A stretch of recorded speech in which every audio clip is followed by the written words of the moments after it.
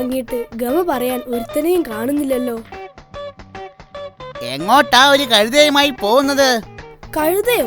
ഇത് പഗ്ഗാ, പഗ്. ഛേ, ഞാൻ പട്ടിയോടാ ചോദിച്ചേ. രാവിലെ തന്നെ കിട്ടി, വേണ്ടായിരുന്നു. ഹലോ, പെട്ടെന്ന് വാ, പഗ്ഗിനെ കൊണ്ടുവന്നിട്ടുണ്ട്. ജഗ്ഗല്ലടാ, പഗ് പഗ്. ഇപ്പോഴത്തെ പയ്യന്മാരുടെ ഒരു ചാട, കയ്യിലൊരു മൊബൈൽ, ബർമൂഡ, ഇപ്പൊ ഒരു പട്ടി. പട്ടിയും മൊബൈലും പിന്നെ ഞാനും അല്ലടാ. ചുറ്റും അസൂയക്കാരാ. ഒരു സ്റ്റൈലൻ പട്ടിയെ കിട്ടിയിട്ട് ഒരുത്തനെയും കാണാനില്ലല്ലോ.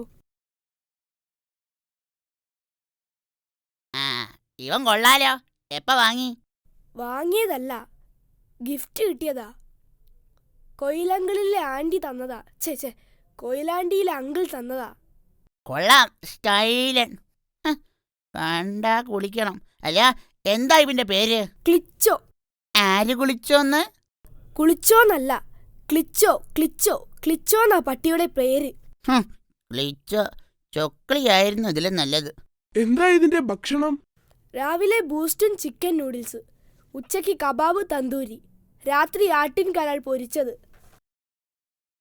ബൂസ്റ്റും ആട്ടിന്റെ കരളും 2 ദിവസമായി മീനിന്റെ മുള്ള ആഹാരം.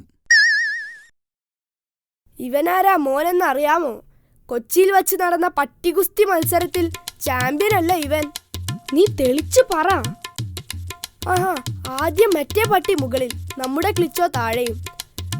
അവരുടെ പട്ടി ജയിക്കാൻ പോകുന്ന സമയത്തിൽ നമ്മുടെ ക്ലിച്ചോ ഒരു മറച്ചിൽ. മറ്റവൻ വെറുതെ നിന്നില്ല, ഒരു ഇടി. നമ്മുടെ പട്ടി ഒരു കടി. അവസാനം കഴിഞ്ഞു. അവസാനം ആരായിരുന്നു മുകളിൽ?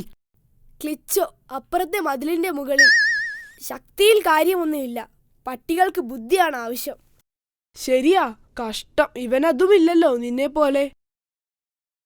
നിനക്കറിയില്ല ഇവന്റെ ബുദ്ധി. ചോദിക്കുന്ന ചോദ്യത്തിനെല്ലാം കൃത്യമായി അവൻ ഉത്തരം പറയും. ദൈവമേ, ഇത്രയും വലിയ പുളു ഞാൻ ആദ്യമായി കേൾക്കുകയാ. ക്ലിച്ചോ സാധാരണ പട്ടിയല്ല, സ്പെഷ്യൽ പട്ടിയാ. കാണണോ? എന്നാൽ ആദ്യത്തെ ചോദ്യം, സാധാരണ പട്ടികൾ എങ്ങനെയാണ് കുരയ്ക്കുന്നത്? കറക്റ്റ്, ശരി ഉത്തരം, സബാഷ്. എടാ ടിൻഡു, ആളെ പറ്റിക്കാതെ, ഇതിനൊരു കഴിവുമില്ല. എന്നാൽ അടുത്ത ചോദ്യം കണക്കിൽ നിന്നാണ്. എന്നാ കണക്കായിരിക്കും. ക്ലിച്ചോ, 8 നിന്ന് 8 പോയാൽ എത്രയാ? എന്തു പറ്റി? നിന്റെ പട്ടി മിണ്ടുന്നില്ലല്ലോ. എടാ മണ്ട, 8 നിന്ന് 8 പോയാൽ ഒന്നുമില്ലെന്ന് അവൻ അറിയാം, അതാ മിണ്ടാത്തത്.